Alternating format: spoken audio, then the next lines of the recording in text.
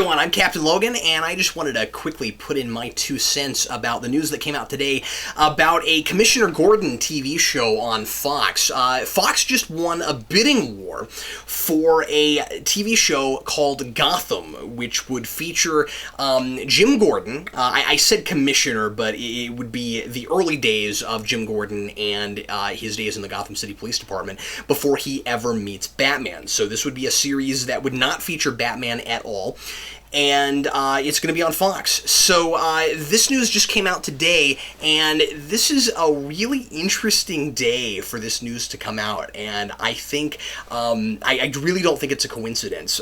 Today, Agents of S.H.I.E.L.D. premiered, which, by the way, I saw, and I liked a lot, and I'm going to be doing a podcast about it with Dan later in the week. He and I are going to start our regular podcast series, S.H.I.E.L.D. discussions. So look forward to that if you're watching that show. Anyway, so and it's crazy because obviously this means we'll have yet another podcast because I don't see there being a Jim Gordon television show on and me not doing regular shows on it. Anyway, so what's crazy about this is that they put out the news the day that Agents of S.H.I.E.L.D. premiered, and I think that maybe tells us, if I'm not looking too far into it, a little bit of the mentality behind the folks pumping these shows out. I mean, we're getting this, and then CW is spinning Flash off from Arrow, and there's been talk about, a couple of other possible live-action superhero things here and there, and I think that Agents of S.H.I.E.L.D. has a lot to do with it, which is fascinating because the show hadn't even aired yet when all of these things were happening, and things were being greenlit and stuff, but I think that some of these networks had to be looking at what Whedon is doing with Avengers and going, well, that movie broke all the records and was hugely popular, and they were obviously really smart to do a show based on it. That thing is going to do gangbusters. There's no way that's not popular. And so everybody started jumping on it. And as long as the show ideas that they have are viable things that fans and just general TV watchers want to see, I'm fine with that. I'm fine with a sudden onslaught of live-action superhero shows that last longer than 12 episodes or a season if they're really good. And, this could spark really good kinds of competition, which is really exciting to me. I mean, DC needs some really popular, not as polarizing things going on screen right now, both in television and in movies. Of course, Arrow has been popular, but to get something like this on screen, this is a whole different level. Getting this on Fox, assuming it doesn't get canceled real quick, because Fox has a tendency to do that. Being a Batman-related thing, I doubt that'll happen. This thing will probably have legs. I would imagine. But anyway, like I said, this is a whole new level. The question that is going to be on everybody's minds after this is, and I'm already seeing a lot of people writing about in comments on blogs and things, is there any truth to this possible notion of these TV shows influencing and being part of the DC movie universe, beginning with Man of Steel? Because there's been a lot of talk that maybe with all the talk about a Flash movie, that it might be the same Flash as the one in Arrow. It makes sense that people are thinking that. I don't think there's been any confirmation whatsoever about that, but it makes sense that people's minds are going there, considering that Warner's has so often had a policy of not having two characters in two different continuities on screen at the same time, or at least major ones. So if they're doing a Flash TV show, it makes sense that it would be surprising if they also did a Flash movie that was completely unrelated. Or maybe not. I don't know. Given that the Flash doesn't have the popularity of Batman, it might not be the same kind of deal that we had back in the early days of Smallville, where we couldn't put Batman on that show because we had a Batman on screen already with Nolan's films, and we couldn't make a young Bruce Wayne show like they originally wanted to do instead of Smallville. If you don't know that, that was the original premise. It wasn't going to be young Clark Kent. It was going to be young Bruce Wayne. By the way, I've read that script, and it's kind of interesting. It had a really it had a really young Alfred that kicked a lot of butt and that kind of thing, and it reminds me a little bit of the Alfred that we now have on Beware the Batman. But anyway, I digress. The point I'm making is I don't know how much the rules have changed, and it may be that that's true, and that they're going to use that as a strategy to do kind of the opposite of what Marvel is doing, spin things off from TV shows into the big screen as opposed to spinning a TV show off of their big screen Avengers movie. Who knows? I mean, I guess it's possible, and I could kind of see Arrow maybe being within the Man of Steel and Justice League when we get there, Superman, Batman, all that universe. I also see people's reservations about not necessarily wanting some of the more second-string minor characters that have already been in Arrow being the definitive versions in that universe. But anyway, that's neither here nor there. The Gordon series itself, I think this is great, or I think this is potentially great. It's kind of the obvious way to go, right? If you're not going to do a straight-up Batman TV show, and I can totally see why they're not going there, especially because, again, we're about to get Superman, Batman. This is the next best thing. You know, you've got Jim Gordon, who is a really popular character in his own right. So, I mean, he's so popular, he won our mock presidential election this last year. And like he went up against Professor X, and he won, and the viewers chose him. You know, it wasn't like I said, you know, it's between these three guys. Like the viewers chose him, and he won. Obviously, Jim Gordon is popular in his own right, and he can totally carry a show, and he has a lot of really interesting history that could make for wonderful television. I hope that, and I would imagine that this is not just a straight-up police drama, but that we get into his personal life quite a bit. And I guess what I'm saying is it won't necessarily feel too prequel territory, because there's a lot of stuff to mine there. Obviously, a whole lot of stories in comics have been told about Jim Gordon outside of his relationship with Batman, and a lot of just straight up standalone Jim Gordon stories. And there have even been a lot of Batman stories that are more about Jim Gordon than they are about Batman. People point a lot to Year One as being that, and some people's biggest criticism with Year One is, well, Frank Miller crafted a great story, but it's not really a Batman story, it's more of a Jim Gordon story. So he is definitely a character that is worth having his own television show, and I think that it could really have legs, and like I said, not feel too much like a prequel kind of show where we're waiting for the big cool thing to finally happen, you know, Jim Gordon meeting Batman. I think Jim Gordon finally meeting Batman is being maybe the last thing they do in the show if they were to even go there, because again, we know that this is going to be a show that's not supposed to have Batman in it at all. I don't think it's exactly the same thing as waiting forever for Clark Kent to put on his Superman suit, because it wouldn't be that contrived. Like in Smallville, you know, the thing goes on for 10 seasons, and it becomes really obligatory that he can't put on his suit. It becomes really obvious that it's just because that's not supposed to happen until the last episode, so it finally happens in the last episode. However, we have to finagle it.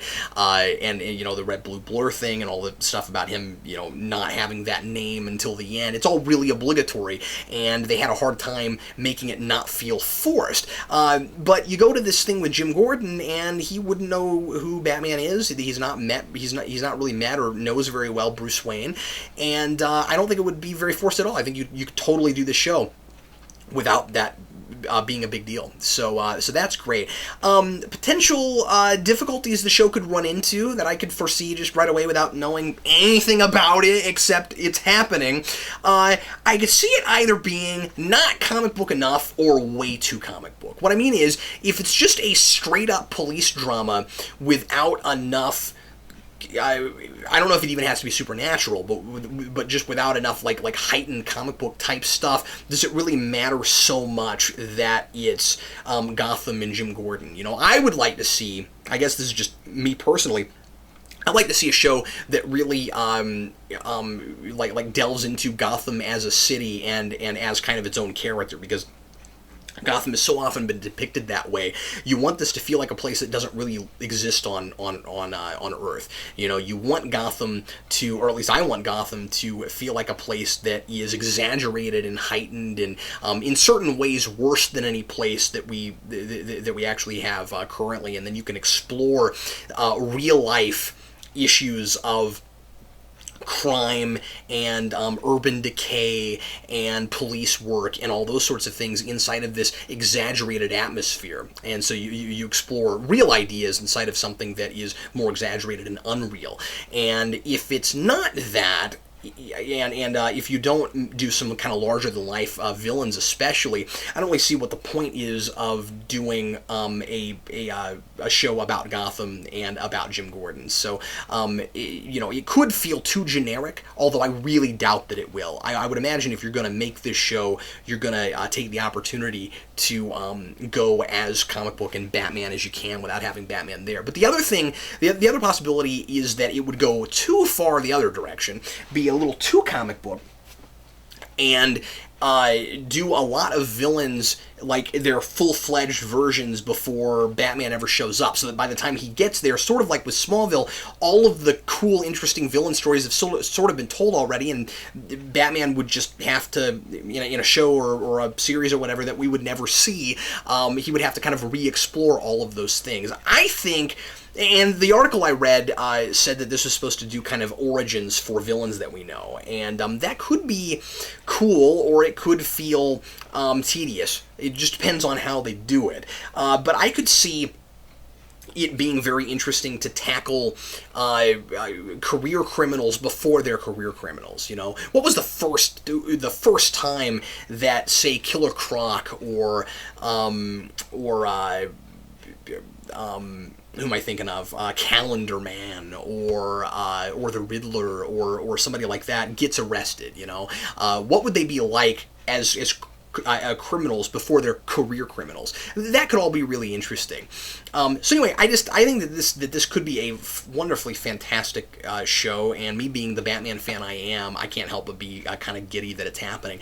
I read some bloggers and people complaining in blogs and in comments and blogs and things, just that Batman's been mined to death and they're kind of tired of Batman. I gotta tell you, I just, as big of a Batman fan as I am, I'm not tired of Batman, and I feel like this could be some new territory. There could be some new ground here to really delve into the character of Jim Gordon. Wouldn't it be really interesting to get to see like his divorce from his wife, and to see the to see the love affair with Sarah Essen on screen and all of that stuff. You know, there's a whole lot of dramatic back history in Gordon that you could mine here and make it feel not again tedious and dull and just backstory stuff, but actually make it, put it at the forefront. I really hope that Barbara Gordon is in this, and that she's old enough to get to be a character.